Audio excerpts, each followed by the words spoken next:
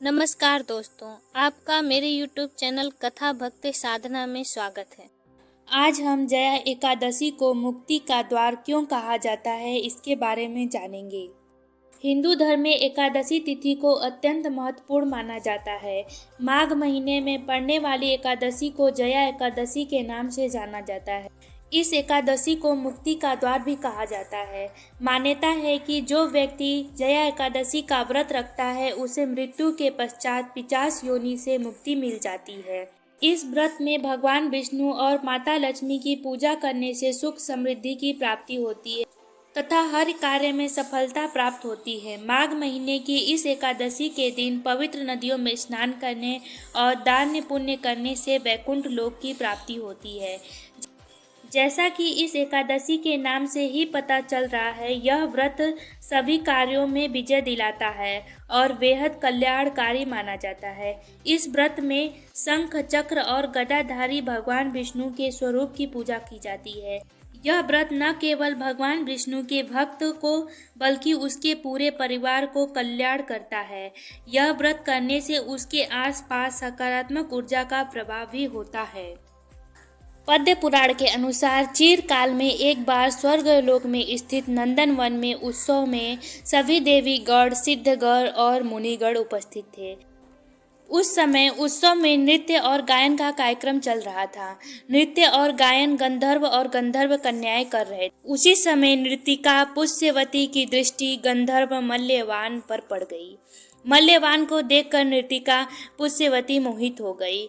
इससे नृतिका पुष्यवती का ध्यान भटक गया और वह अमर्यादित ढंग से नृत्य करने लगी।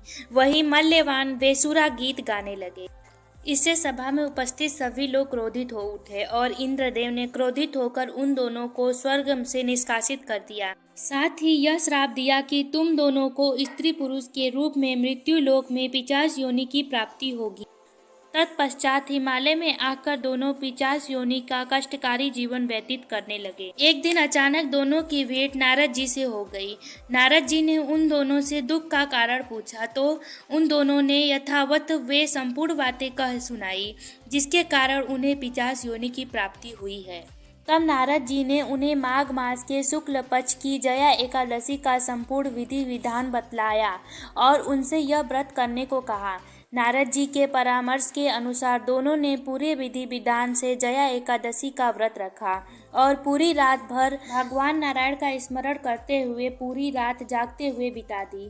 दूसरे दिन प्रातः काल होते ही भगवान विष्णु की कृपा से पिशाच योनि से इन्हें छुटकारा मिल गई और दोनों को फिर से उनका पुराना शरीर वापस मिल गया और वे दोनों इंद्रलोक में जा पहुँचे।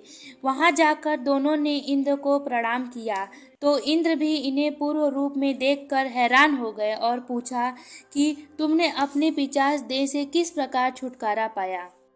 तब दोनों ने कहा, भगवान विष्णु की कृपा और जया एकादशी व्रत के प्रभाव से ही हमारी पिशाच देह से छुटकारा मिल गया। इस प्रकार जो व्यक्ति जया एकादशी का व्रत करता है उसे 1000 वर्ष तक स्वर्ग में वास करने का अवसर मिलता है तथा उन्हें पिशाच योनि से भी मुक्ति मिल जाती है। अगर आपको ये जानकारी पसंद आई हो तो कृपया मेरे वीडियो को लाइक कर दें और शेयर कर दें, साथ ही मेरे चैनल को सब्सक्राइब कर दें। धन्यवाद।